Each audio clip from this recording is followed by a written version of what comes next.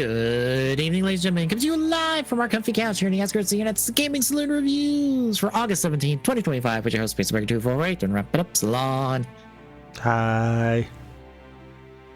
Also, yes, I am completely having fun moving the GIF in random spots, depending on what it is for that week.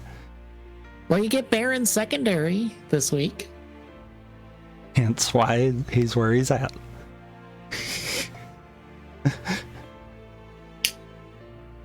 I also might have made a goof on outputting videos on the YouTube.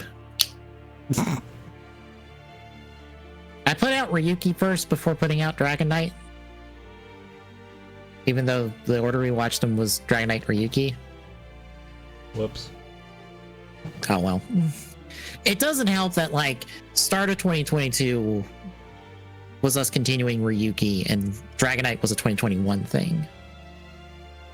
I didn't think about that until I got to scheduling. I was like, you know what? I'll make people wait on the Dragon Knight.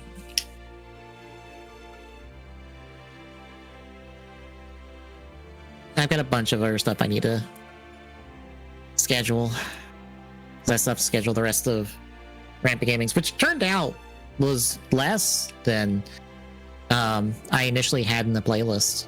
Apparently I dumped a bunch of like late 2021 ones in there thinking they were 2022s.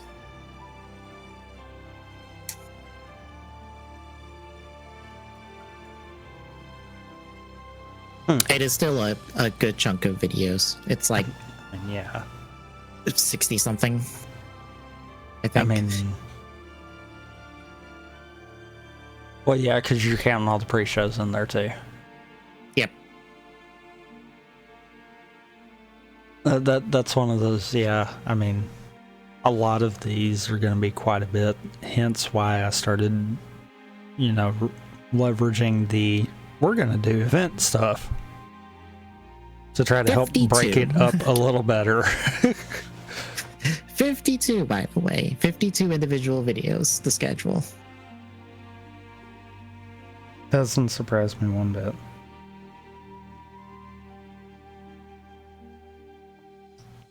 I've only got 12 of them scheduled, or 12 of them are out at the moment, but I need to schedule more tomorrow. It's about a week's worth, which should give you an idea of like why are 4 streams going out a day? Because at that pace, a 52 video playlist is only about a week, if that.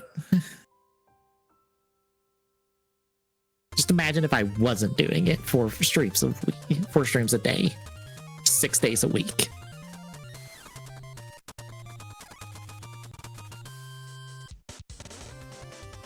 God. It'd be like, I would probably still be in 2023 stuff, if not 2024.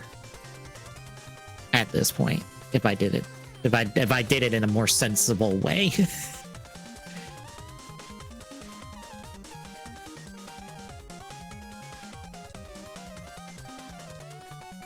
But yeah, that's the continuing adventures of me scheduling videos. It's not as much work as I make it out to be. It's more just like it's a lot of copying the description, because I have basically a notepad that has like our base description for every video, and then it has the little bits to add on. So it has the bit to add for TGS, the bit to add, or the 2 bits to add for Cubage currently. What I need to do is start adding like the broad tags for very specific things to keep repeating, like when we do Fortnite, when we do Halo, when I do Monster Hunter, this, that, or the other, so I can just copy that in there instead of typing out what it needs to be in there 12 million times.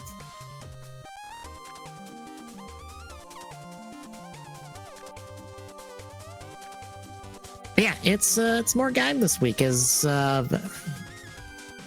basically this week is the plot dump. Yep. This week is everyone's gonna tell the secrets. Yep. Here's finally the plot of the show. Basically. Yep, all the Beat Rider stuff, yeah, now you can pretty much forget about it because it does not matter going forward. Mm-hmm. Which, as hearing somebody who's, I think, right around our same point in watching through Gaim, coincidentally enough, they weren't particularly caring for the Beat Rider stuff or Mai, unfortunately. The Beat Rider stuff is probably the weak part of it. Mm-hmm. I don't say that as bad because it does give us character background for everyone. But really, we're in the point where, yeah, now the show's actually rolling. Stakes have gotten real. Mm-hmm.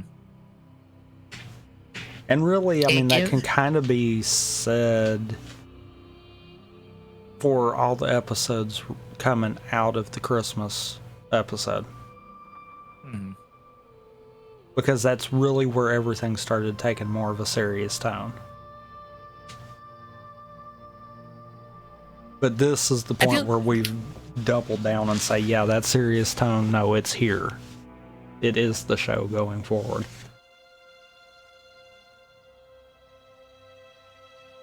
I feel like the Beat Rider stuff gives us like a normalcy that our characters are either fighting for or fighting against.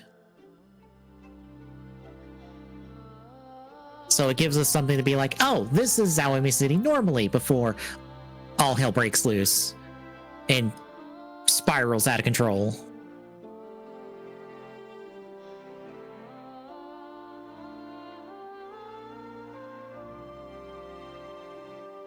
Yeah. I mean,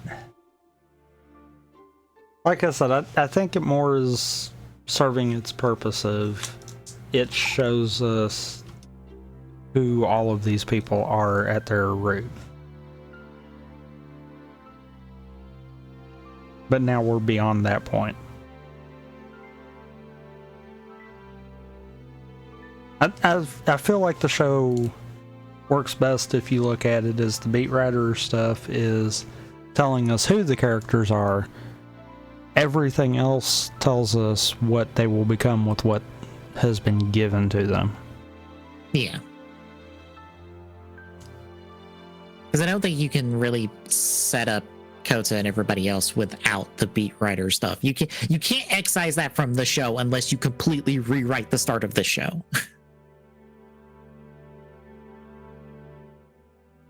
Yeah. It may not be the most interesting thing in the grand scheme of things, but it is important.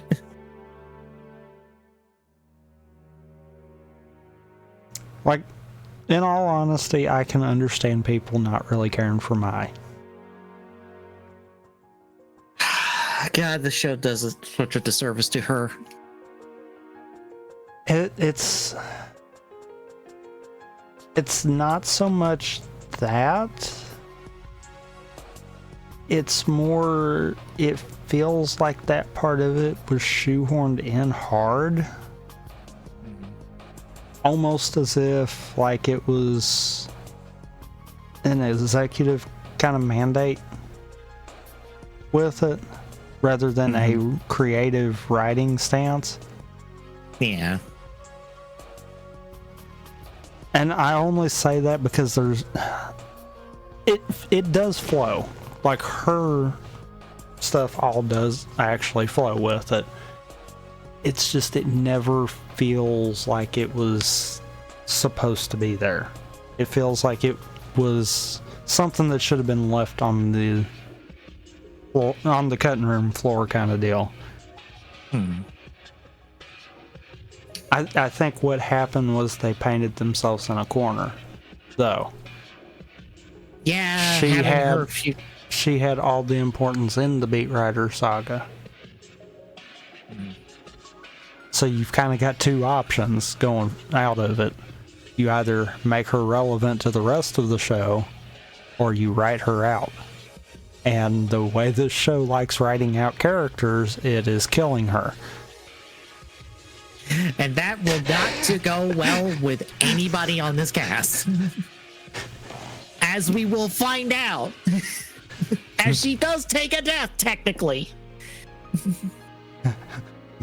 Meaning, we kind of have a problem. Yeah. It also doesn't help that the end of the show, I don't think, was ever finalized until we started getting closer to it. Yeah.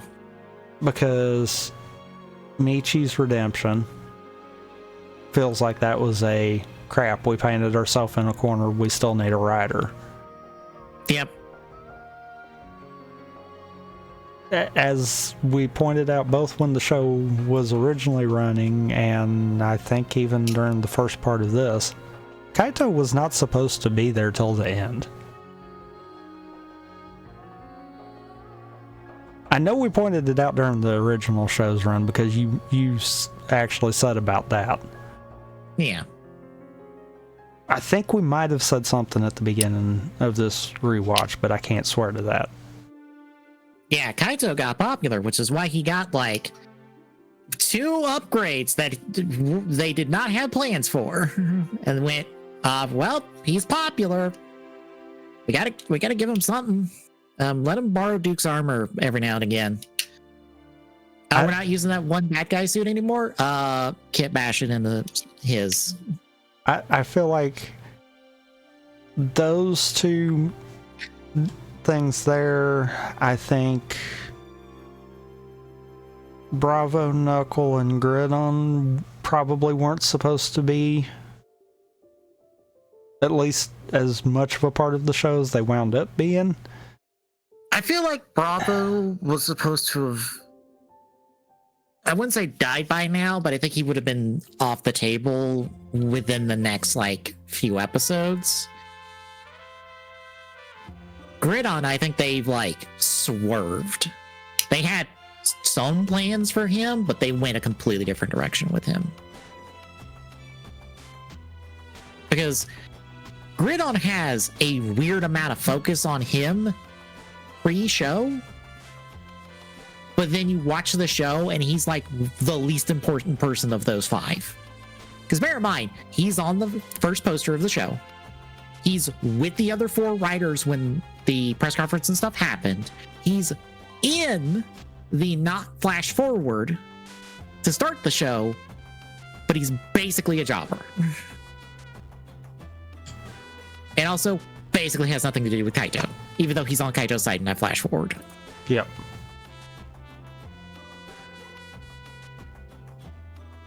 And see, I think that's something else too. We didn't end the show where that opening flash forward showed. Mm-hmm. Because yes, by the end of the show, Michi and Takatoro end up mending their broken fence. Yeah. But by the point of Gaim and Baron final clash kind of deal, that was not the case. They were still in that process. Yeah. I'm almost suspicious that Gridon was supposed to be somebody on Team Baron, but they backed off of that and gave it to someone else. And then they came back around to the idea of giving someone else on Team Baron a belt, and that's how we got Knuckle.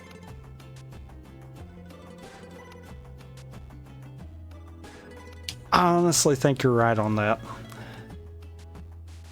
Because the emphasis they put on Team Baron, and really as much as they let Zach be a part of Zach and conversations. Pecco have, Zach and Pecco half the time, because think about how often Pecco is here and how like few people we know the name of on another beat writer team. It's one of those that it almost feels like you're probably right on that. What might have happened is they probably wanted to do the leaders of the different teams, and they didn't have another suit ready at the time. So they probably had to modify that. And obviously that flash forward sequence, they were not going to try to do anything to correct that. Yeah, because I'm trying to think of any other team, because like Red Hot is a background subplot focus, but besides Jochi and Hase's team, no their team matters. Granted, one of them can't really matter because they're basically the Kamen Rider girls. They're a cameo team at best. Well, they show up. Red Hot was actually supposed to be using Bravo. Yeah. So we did kind of have them have a shot at it.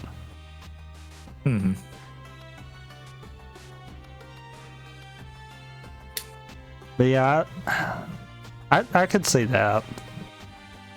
But that entire flash forward sequence, yeah, no. The only factual part that comes out of that is the Gaim Baron fight. Which I feel like the end of the show does far better. Yeah. Granted, they contextualize it at the end of the show, being like, "Oh, this is just a depiction of fate and how things might go," even though they overlay a fight with the fight that's happening in that fate space. So it's more like that's actually what's happening, and I just find it hilarious that they have to film that fight. They filmed that exact fight, blow for blow, twice, with four different suits, basically.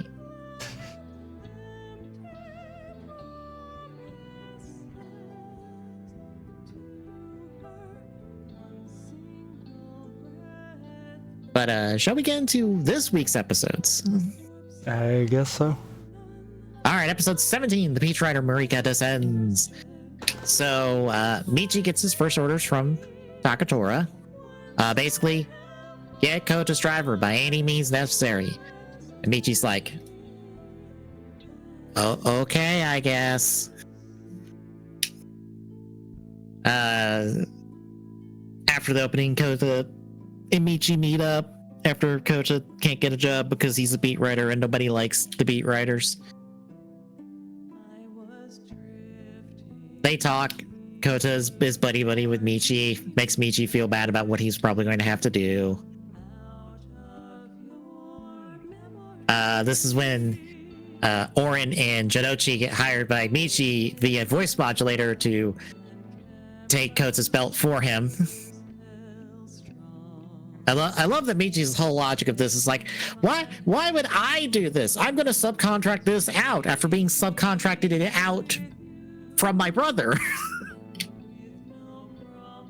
Yeah. Couldn't even do it himself. He was like, nope. I'm going to use the same tactics that my brother used. Except like his brother, if his brother really wanted that driver, he'd probably just go up and fucking deck Kota and just take it. Yeah.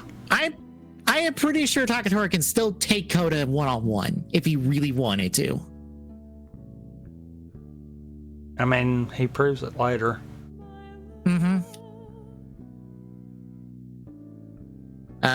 Also, Janochi and Orin get upgraded belts.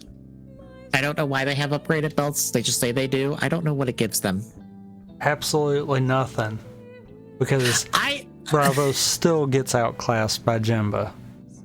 Yeah, I was like, actually, now that I think about it, wait a minute.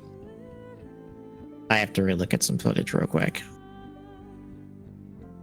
Did they give them different straps? Because technically the mass-produced version of the driver is supposed to have a silver belt strap, whereas the regular version has like the gold yellow ones.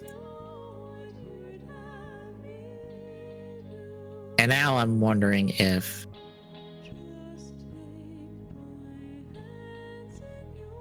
the two of them have a silver strap now. Oh, they do.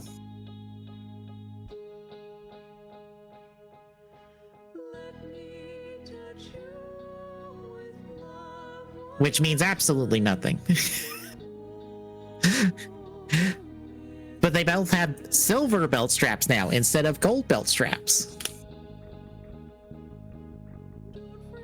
So you know what that tells me? What? That line of dialogue was because they ended up having to swap the prop because something probably happened to their belt. Yeah, because Knuckles should have the silver strap as well because is technically the mass-produced driver. Because the mass-produced drivers are supposed to have silver straps.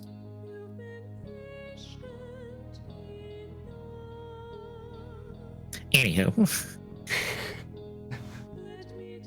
They put a plan together, and Yoko is here to oversee all of this because she got assigned babysitting duty this week. And so the plan is basically just to explain it all in one go, they fake kidnap Kota's sister. She's technically at Oren's shop getting free lunch, basically. While Jonochi is there going, I'll bonk her in the head if you don't cooperate. But as we soon find out, Oren's like, no violence in my shop. I will take Kota's belt for myself. As Jonochi gets Looney Tunes for his trouble. I love that Kota's sister looks over, sees Jonochi crashed out with this like pan next to his head, and is just like, it's fine. He's probably fine. I'm just gonna keep eating. Like, I know she knows Michi and Mai, but does she know any of the other beat writers? Probably not. Like, I'm sure she vaguely knows the Team Gaim crew. But, like, outside of Team Gaim, does she have any idea who anybody is? Probably not. Shame, because I think it would be hilarious if she looked over, recognized it was, it's one of those beat writer people that my son deals with. Oh, well, he's probably fine. Or not my son, my brother. Oh my god. Yeah. That is not their family relation.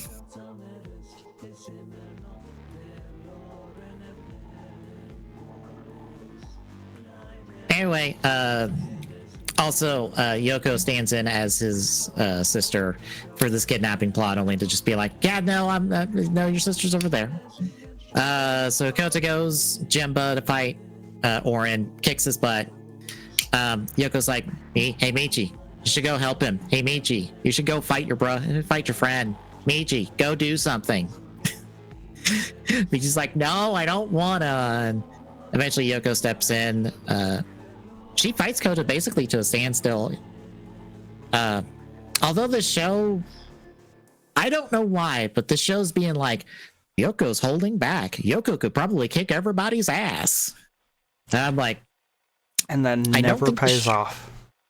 No, especially when Sagoku's like, there's two people I don't have a full grasp on what they're capable of. It's Kota and you. And I'm like, you are lying to her face. Because you're talking about Kaito. You are straight up lying to her face.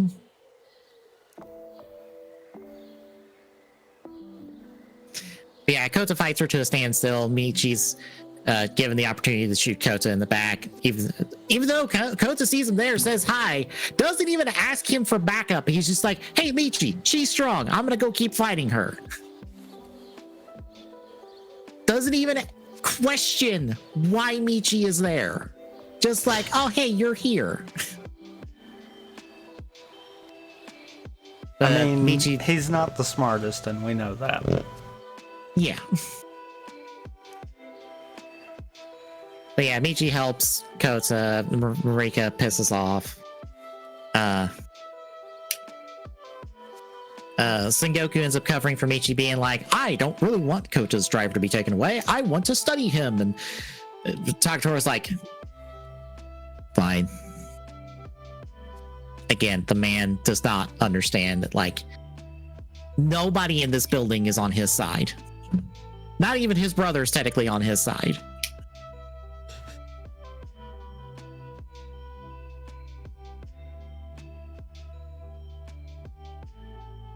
But yeah, that's basically where the episode ends. Which takes us to episode 18, Farewell Beat Writers.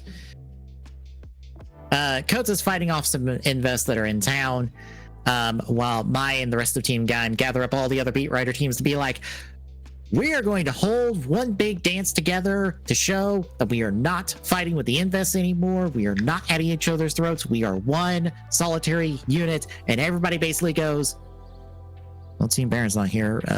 Fuck him. If Team Baron wants to just go solo on this, we're not doing this because they're the ones that started all this. And I'm like, of course they did. Like they I don't think they said to this point how the whole invest game started. Like who started fighting who with the invest. But that feels right. Yeah. Like, of course Kaito took the first opportunity to start shit to be like, nah, I'm gonna cause problems.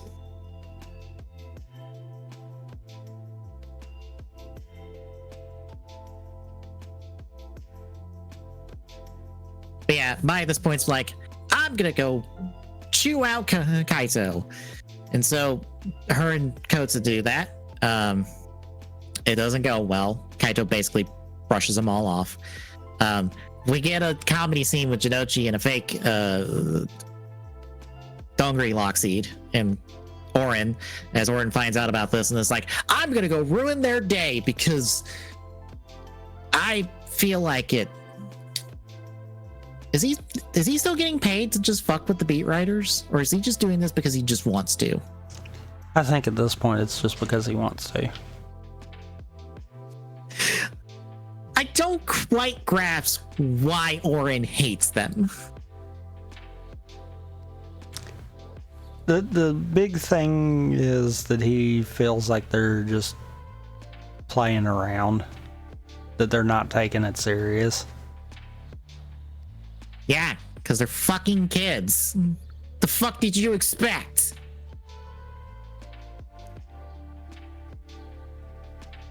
Something goofball, something comedic relief. Like, don't get me wrong, I like Orin, but the whole thing of him just needing to be like, oh, those beat writers causing problems again, I'm like, you hate them for some reason, and it feels a bit too much at times. It feels like the only reason he's kept it up now is so they can like keep up the facade of like, people blame all the invest showing up on the beat writers and not questioning anything else.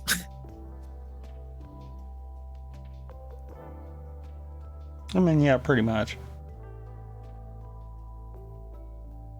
Because like that's not gonna last. We know that ain't gonna last.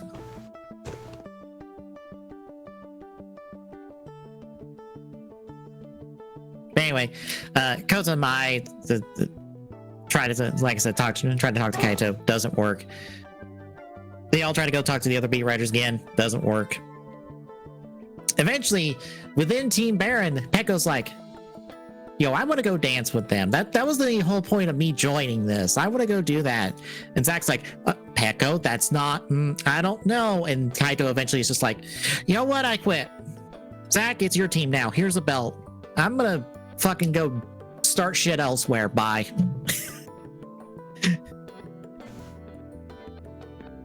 I almost want to give Kaito credit for realizing that's like, nothing good is coming from me being here. I might as well just piss off and be on my own. I almost want to give him credit for that. Almost. I am sure he's doing it for some selfish reasons, but it's like, Kaito recognizing that he started all of this, and if he's not here, then the beat writers can like try to claw back what they once had. All right, I'll take that. I'll take that L. Where in all actuality, it's more so that he can free his schedule to go after Yggdrasil. Yep. Over to Sengoku and Yoko, they're talking about Kota's skills and stuff, and Sengoku's like, maybe I should go fight him myself.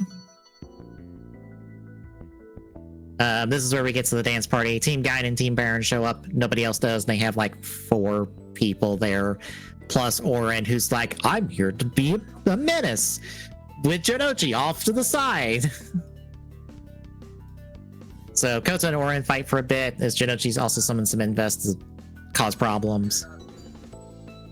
Because that's the only thing he's good for anymore. Yeah. Zack hops in as the newly debuting Knuckle, which is basically the Kurakage like undersuit with new armor and helmet and big giant fists weapons. Those got reused recently, and I can't remember where.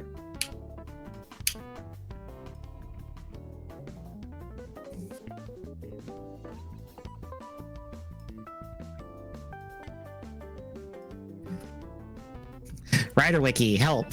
What did these get repainted into recently? Because I feel like they did.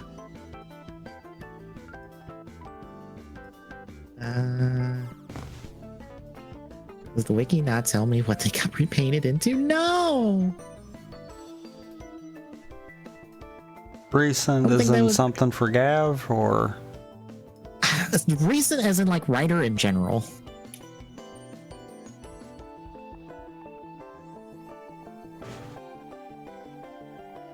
Because it wouldn't been Gav. I feel like Gotchard. Either Geets or Gotchard used them.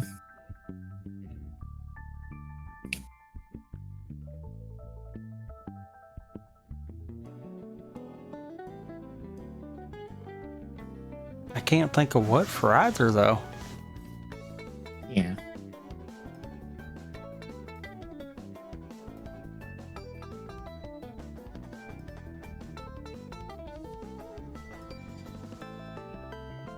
Maybe Gotchard more than Geets? Maybe.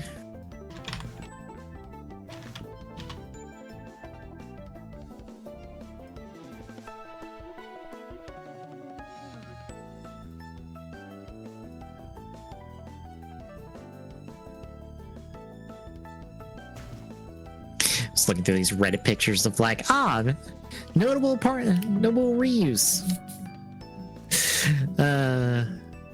They have the Negadeno one, and I'm like, that's technically not a suit reuse because that's just the Deno suit color corrected with some decals. They didn't even repaint anything. Maybe I'm thinking of a different knuckle weapon. I know what I'm thinking of. In Gotchard, the Fire Kong one. I'm thinking of the Sagozo gauntlets. Because Fire Kong, or the Fire Kong one in that show reuses the Sagozo gauntlets from O's, which technically are reused from Knuckle.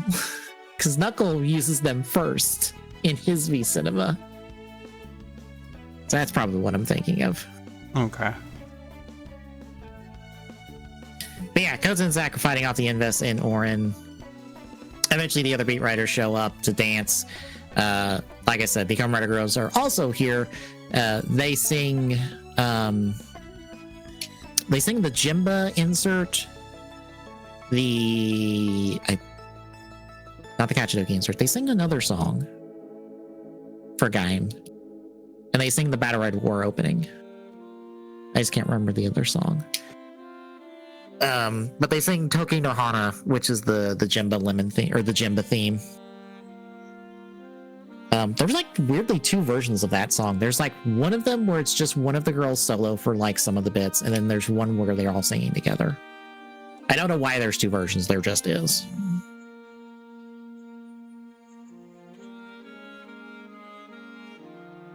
But the team has their music cut off, and then they just keep dancing because it's just like, well, we can all keep a beat, just roll with it.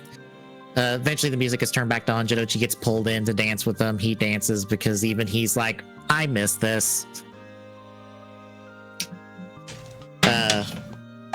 Kaito even shows up, helps out Zack take out an invest, and Koza basically runs off Orin. It's like, I'm not even gonna beat you. I'm just gonna make you run off because we're done.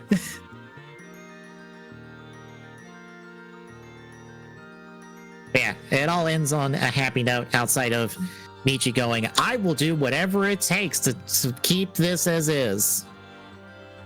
Which Good that's job, not Michi, menacing at all. Nope. But the episode ends with Kotsu kind of like leaving, only to get confronted by Duke. But that takes us halfway through. How you feel about that first half?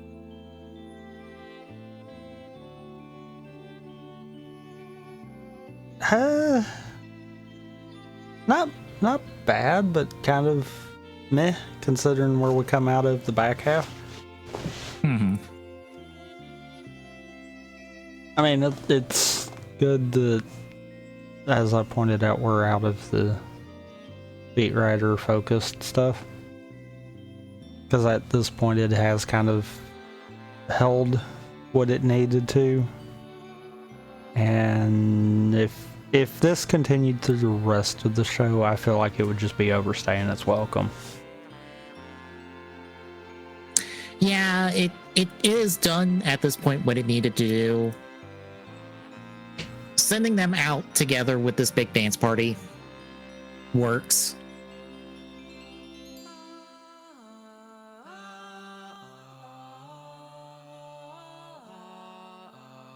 But any other thoughts before we hit the second half? No. All right, episode 19, Gifted Secret Weapon.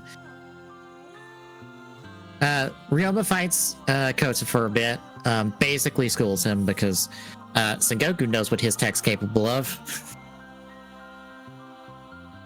Kaito shows up, tries to fight him, and immediately gets bonked for his troubles. And then Sengoku just leaves and meets up with Yoko, and that's where we have the, you and Kota, I don't know what you're truly capable of. It's again, lying to her face. Yeah. Whereas in actuality, he's probably surprised that Kaito actually could use the Sengoku driver and hold up against him. For all of like 10 seconds, I think that he does. Because he doesn't last very long. Still more than it should have been. Mm-hmm.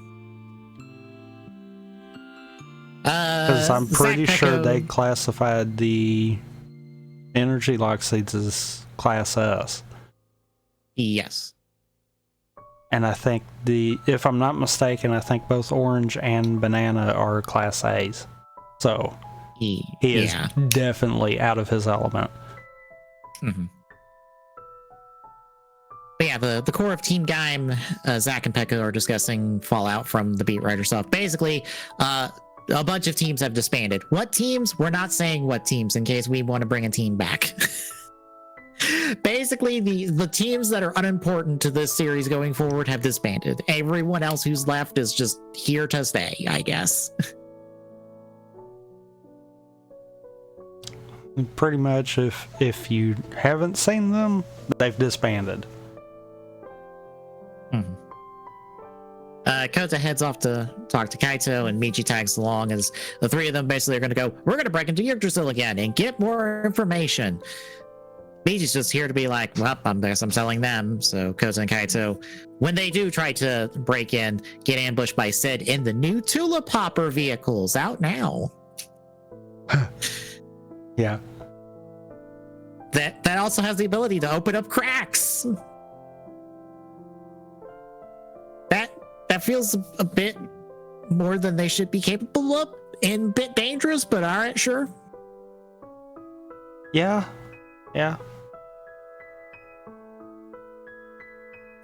But basically, they get dunked for their troubles, and out the other side, they meet up with Sakura, who's like, I like the both of you. I hope the forest picks one of you. Here's a free tulip popper. Bye. And Kaito's like, well, Yeah, of course he gets to hope that the forest picks one of them. Also, in the earlier scene, Kaito picks one of the fruits and it turns into the dandelion. For some reason, that feels wrong.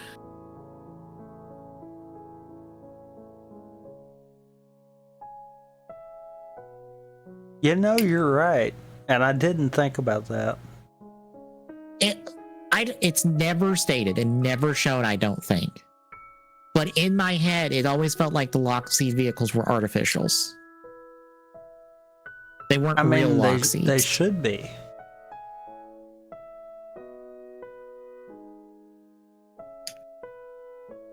Unless maybe they're not?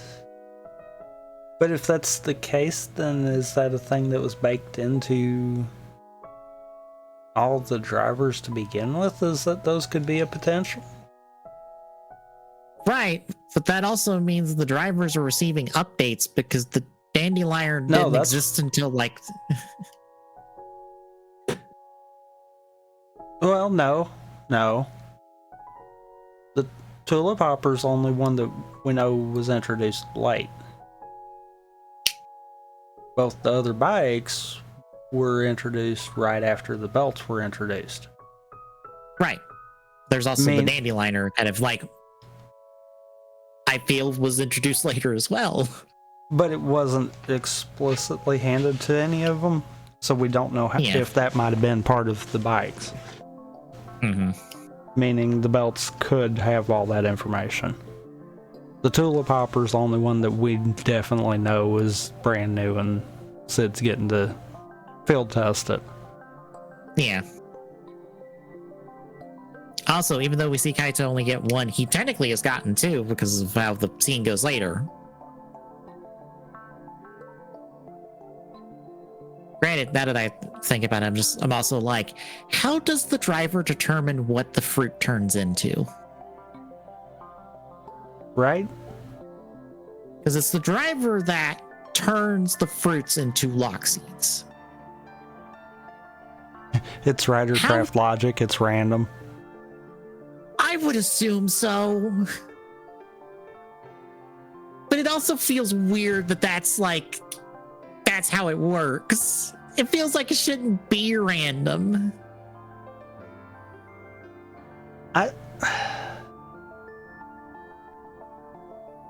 So the joke answer, I want to say, it's random. Mm-hmm. The real answer, I have to wonder if you could think of a certain fruit, or in their sense, Lockseed, even including the vehicles, and it potentially do it. Because if so, then that could explain a lot more. That would go in line with Takatora's stuff later on, because he ends up getting all of that sunflower seed Lockseeds in order to stick around and not die in the forest later in the show. And if anybody has an understanding of how to make the damn belt give you the Lockseed you need, I guess it would be Takatora. I mean, he supposedly has been with them the longest. I say that because we don't know how long between Sengoku working on them and Takatora actually using them is, so there could be Sengoku's the only other one to know the ins and outs of it better. I feel like the Duke V cinema gives us that timeline, but I don't remember. I know the Duke V cinema at least vaguely gestures to how Yoko and Sid got pulled into all this. But I think the Duke V cinema establishes the timeline. Well, I just don't remember because it's been an eternity. It off the show kind of deal, not other media kind of deal. Mm-hmm. Anywho, with the new stuff in play and Kota and Kaito having a plan, also Kota gave Kaito the watermelon Lockseed. They get the drop on Sid and the Kurogake troopers, blow up their Dandelions. Kaito decks Sid with the watermelon Lockseed for a bit, while Kota ends up fighting Takatora again.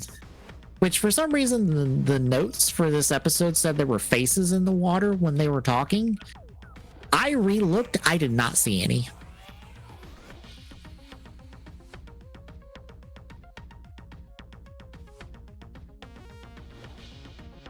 I know their note is right that there are mouths in the trees in the Takatora Michi scene. Because I distinctly remember that. But I rechecked the footage and there was no mouth. There were just no faces.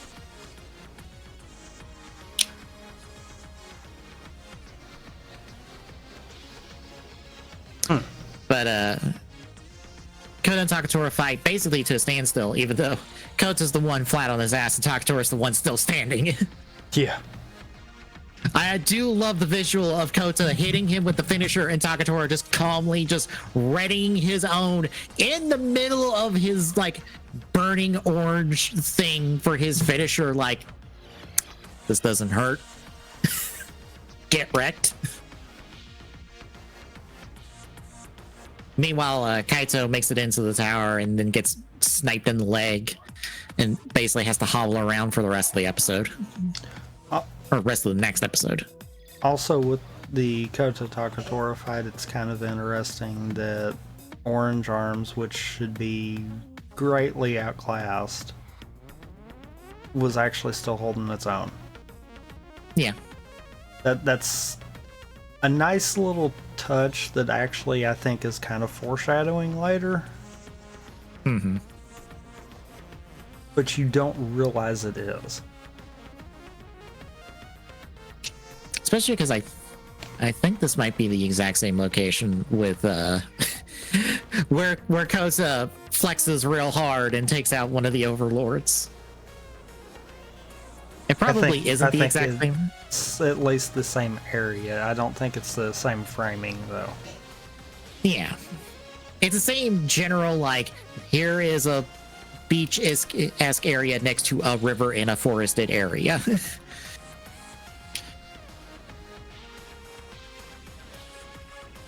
But that takes us to our last episode, episode 20. The invasion begins with the end of the world. Basically, this is the plot dump. I'm going to summarize the... Kota and Kaito get the exact same information. I would assume, because they cut back and forth at different points of them receiving information. So I assume they're told the same thing. Or at least close enough. Yeah. So Takatora takes Kota to basically the ruins of a civilization because, as Takatora puts it, we have no fucking idea where this fucking forest is. We don't know if this is still Earth, if this is a parallel world, if this is an alternate timeline. We have no idea what the fuck this is. All we know is portals showed up, and most of the portals that showed up were here. Which ain't that a scary thought of, technically there are portals elsewhere in the world with Gaim.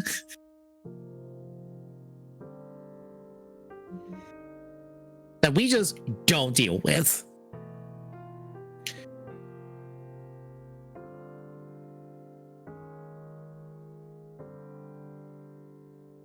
But yeah, basically the ramping up of the invasion of the Invest that is I guess a plant life that has subsumed everything. It is omnipresent in this area, not only in plant life, but in animal life as well. Every single one of the Invests we fought is basically either like something native to this forest or somebody from this old civilization.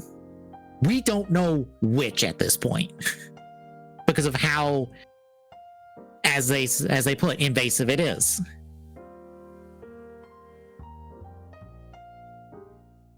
And their best estimate is they have 10 years left to figure out a solution, or else the forest will consume Earth.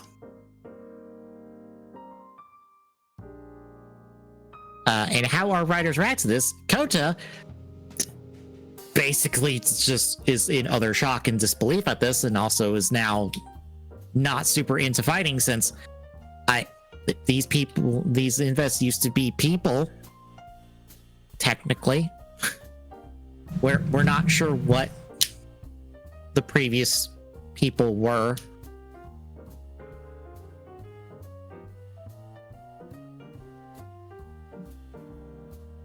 I would say an alien life, considering how the series ends, but they never really get into that.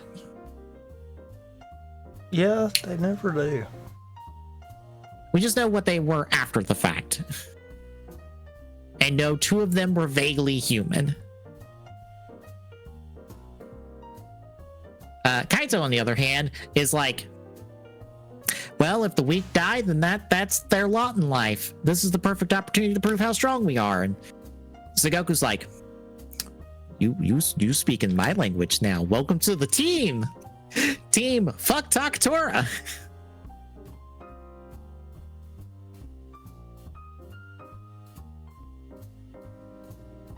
There's also some stuff with like Zack Pecco and Orin, just kind of like basically to break up all of the plot stuff and also to have a fight sequence. Because we have like 3 random fight sequences this episode, I guess just to keep people entertained amongst all the talking.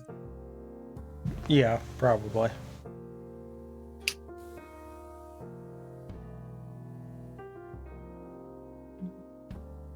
But yeah, Takatora basically just looks at Coach and just goes, you have the resolve to do what is necessary to save humanity, because that is what I have chosen. Either get on it or get the fuck out. And Kaito gets welcomed into Goku's little like inner circle of gremlins who are going to cause problems for the rest of the series, because where else would Kaito be in this series except in the team of gremlins that are going to cause problems for the rest of the series? But that's basically the episode. How do you feel about this back half? It was good to finally, get the show rolling. Mm-hmm.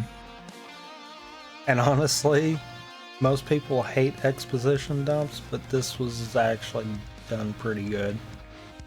It was also needed. Like we've put the puzzle pieces out there for weeks. We've been giving little snippets and teases. This episode had to give us the full picture, or at least enough of the full picture to go, oh, this is why Yggdrasil's been doing what they're doing. Well, this is the fight now. I also feel like outside of just being exposition dump, this time it actually worked, because we have to sit here and think, okay, this is probably the same spiel that Takatora gave Michi. Yep. We now utilized not one proxy like a lot of shows do, but 2 proxies in both of our main characters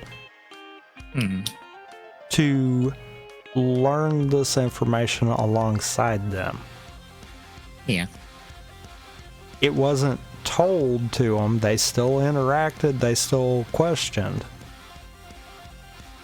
But it got the point across. And it kind of gave that sense of differing viewpoints that I almost feel like would match just about anyone that would be given information like this.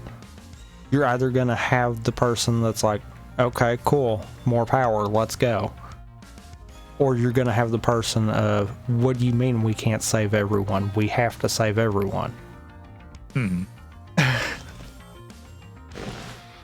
And the ones that kind of fit in the middle of that can see both sides of it and then make a final decision at that point too. Yeah. It's one of those, as far as exposition dumps go, this is exactly how I wish more media would do it. Yeah, because it tells us just as much about our characters as it does us, the audience, about what the hell's going on. And it lets you see, truthfully, for the rest of the show, it lets you see what this one conversation for both of these characters leads them to do by the end of the show. Because I almost think that this is what really kind of shapes both Kota and Kaito for the remainder of the show. Yeah. Kota, I think, has one more moment, but that is another conversation with Takatora. But that conversation couldn't have happened without this one setting the groundwork. Mm-hmm. I'm not saying that there's not more points that kind of help guide the trajectory, but I think this is the point that kind of defines their trajectories. Mm-hmm. This is the point that defines Kota's gonna do whatever it takes to save everyone else, even if that costs him everything. Whereas Kaito's gonna do anything that it takes to prove that he is the one that can beat anything that comes at his front door. Mm-hmm. Does that work out for, truthfully, either of them by the end of the show? No. But it still defines the character. And kind of gives us that idea of what their trajectory is going to look like. Which, name me any other exposition dump that does that. I was about to say, we have 3 of those in Dragon Knight. Speaking of Dragon, since I brought it up earlier, we had 3 of those in Dragon Knight, basically, with all 3 of its recap episodes. Because they were basically exposition jumps to another character that needed to be caught up on events.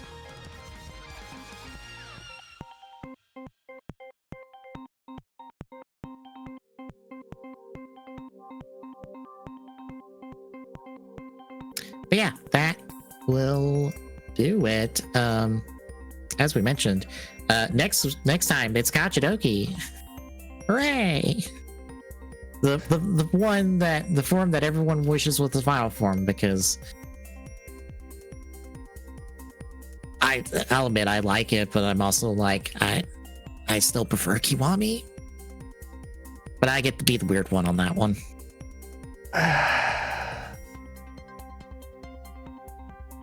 I'm torn on that. Thematically, Kiwami makes sense. Yeah. Taking the cues from we see the different matches to the overlords, Kiwami makes sense. Mm-hmm. Kachidoki feels like the best evolution for it. Yeah. I can see both parts of the argument. Then, of course, Gab decided, hey, we're going to introduce the last episode form. 3 episodes from the end. Have fun arguing about final forms for the next, 12 years. Thanks, Gav. Especially because it doesn't help that amazing gummy form has the same helmet as Over and Master and basically the same undersuit as the 2 of them. That reuses a bunch of Revice armor. And it uses the Gates undersuit from Geo.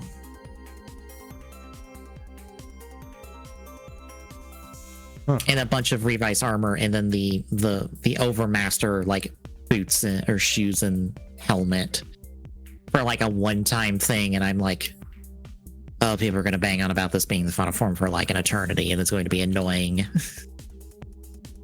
It was already going to be annoying since they officially had 2 final forms with Over and Master being in that slot. Which makes me really go, okay, so this time next year, when we get Legend Rider stuff that has final forms in it, what's the Gav one going to be?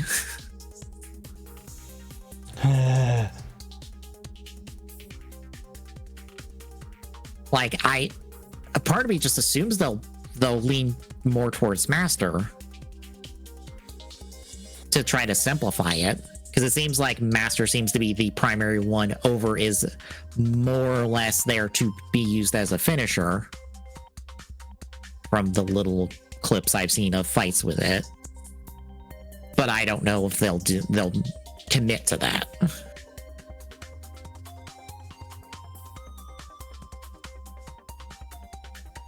But yeah, like I said, 2 weeks, it's Kachidoki.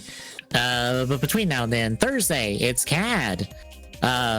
I'm not doing. I don't want to do a reaction to opening night live, so I'll be in someone else's stream watching them react to it. I can't name a memorable opening night live for Gamescom.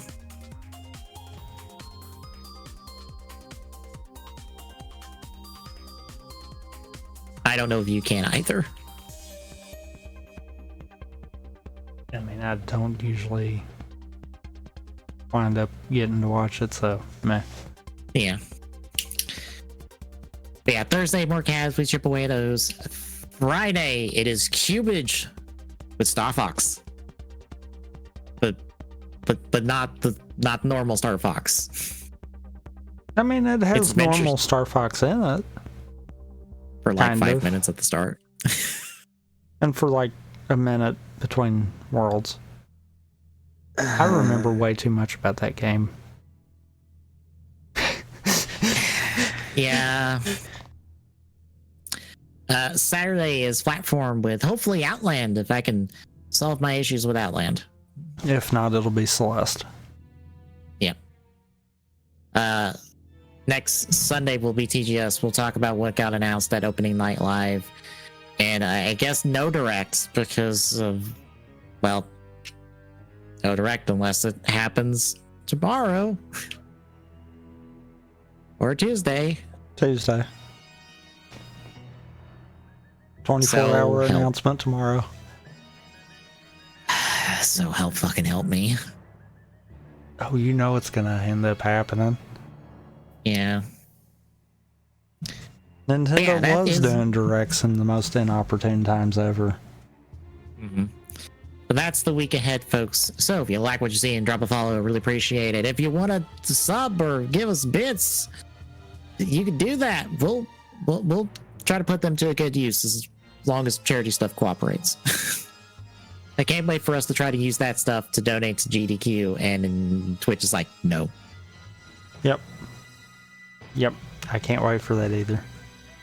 It's like, we want to donate this to charity. All like, I don't know, like $12 it'll be by the time it's done.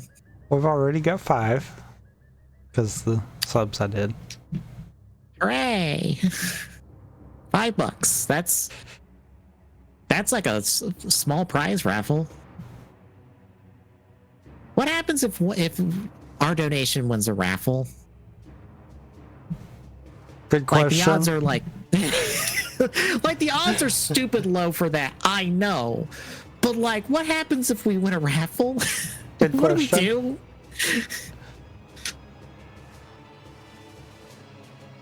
Granted, we also have to, I guess, whatever it happens, we have to figure out what we're donating towards. Yeah. I guess whatever incentive is like so far off or like needs a little bit of help, we'll probably donate to that. Unless there's some very specific game that are like, no, that game speaks to us. We're donating to that.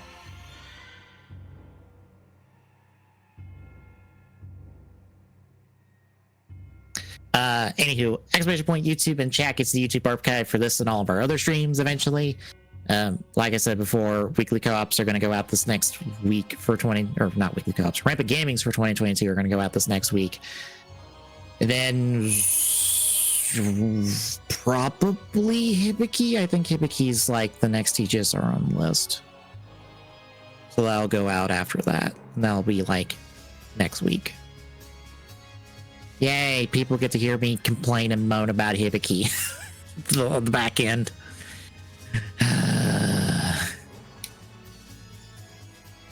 I need the clip of me reading off that thing in our notes for Hibiki for that last episode we watched. It's like, how do you feel about Hibiki?